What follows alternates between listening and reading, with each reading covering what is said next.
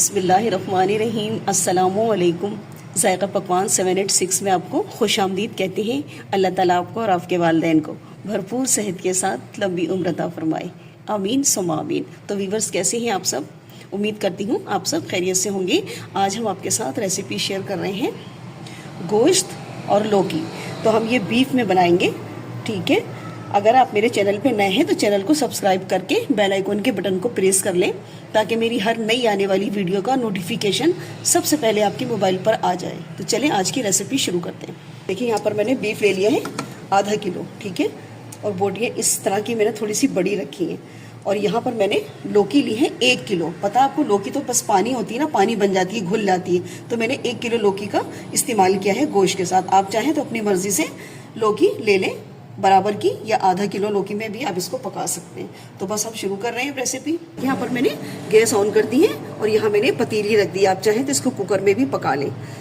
बिस्मिल्लाहिर्रहमानिर्रहीम।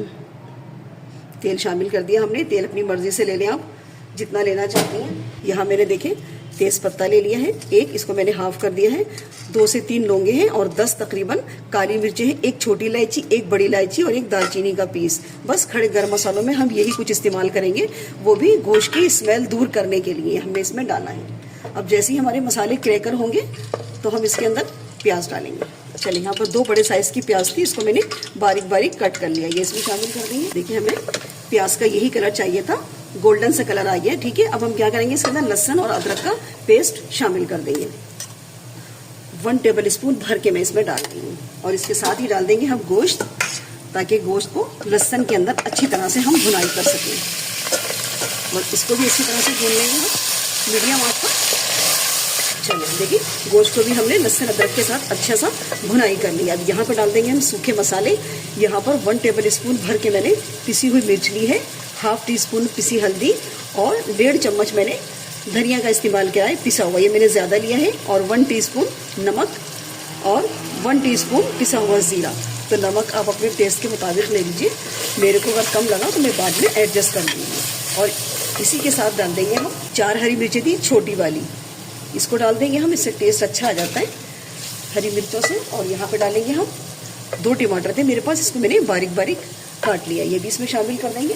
और हम इसको दोबारा से एक दफ़ा भून लेंगे फिर, ताकि टमाटर अच्छे से हमारे मैश हो जाए और मसाला भी भून जाए। देखिए, टमाटर मसाले सारे अच्छी तरह से हमने भुनाई कर लिए हैं। तो कोई भी सालन पकाएं तो मसालों की भुनाई बहुत अच्छी होगी, तो आपके सालन में टेस्ट आएगा। ये देखिए माशाल्लाह। और तेल भी यहाँ पर सेपरेट हो गया है। बस हम क्या करेंगे, इसमें पानी डाल देंगे। इतना पानी मैं इसमें डालूंगी कि मेरा गोश्त गल जाए खूब अच्छे से और दोबारा से भुनाई पर आ जाए। तो मैंने इसमें 4 गिलास भर भर के पानी इसमें शामिल कर दिया है, क्योंकि मैं खुले बर्तन में बना रही हूँ। अगर आप कुकर में बना रही हैं तो 2 गिलास पानी डाल दीजिए। अगर मेरा गोश्त नहीं गला, यहाँ पर मैं बीच में चेक कर लूँगी, तो मैं इसमें गर्म पानी डालूंगी। तो आपको भी गर्म पानी ही डालना है अगर गोश्त ना गले तो, ठंडा पानी यहाँ पर नहीं डालना है, ठीक है। और जैसे इसमें उबाल आएगा तो मैं इसको धीमी आंच करके पका लूँगी तकरीबन 40 से 45 मिनट तक। तेज़ आंच नहीं करनी है, वरना क्या होगा, जितना पानी होगा खुश्क हो जाएगा और गोश्त नहीं गलेगा। तो हल्की आंच पर गोश्त या दाल कोई भी हो वो अच्छे से गलती है। तो बस मैं इसको कवर कर रही हूँ। बिस्मिल्लाहिर्रहमानिर्रहीम।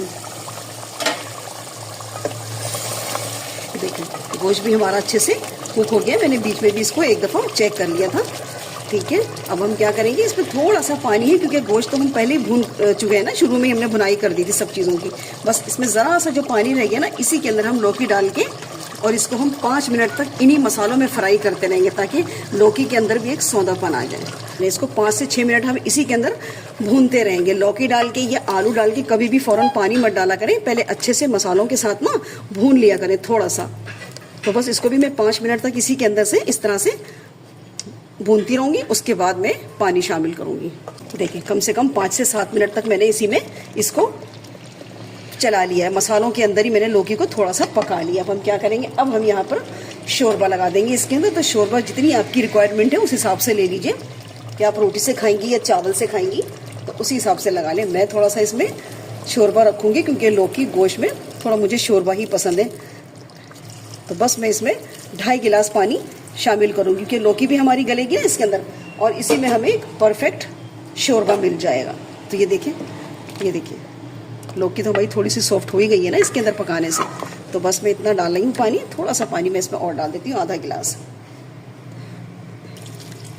बस अब इसी में हम इसको पका लेंगे लौकी के गलने तक, ठीक है।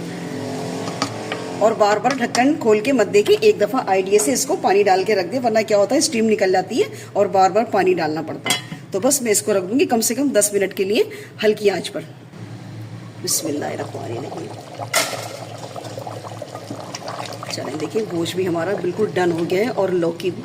देखिए दोनों चीज़ें मैं आपको दिखा दूँ अब लास्ट में। ये देखिए गोश्त, देखिए ये माशाल्लाह कैसे छुरी के साथ कट गया गोश्त। और ये देखिए लौकी, तो लौकी बिल्कुल गली हुई अच्छी लगती है, एकदम मलाई की तरह, तब खाने में मज़ा आता है सालन, ठीक है। तो बस हमारा ये सालन डन हो गया है। थोड़ा सा हम यहाँ पे डालेंगे, देखिए मेरे पास हाफ टेबल स्पून भुनी पिसी सौंफ है और हाफ टी स्पून काली मिर्च है, ये भी भुनी हुई है, दोनों हम इसमें डालेंगे, इसको मिक्स करेंगे। और अब हम फ्लेम बंद कर रहे हैं क्योंकि दोनों चीज़ें भुनी हुई हैं। अब हम सालन को नहीं पकाएंगे।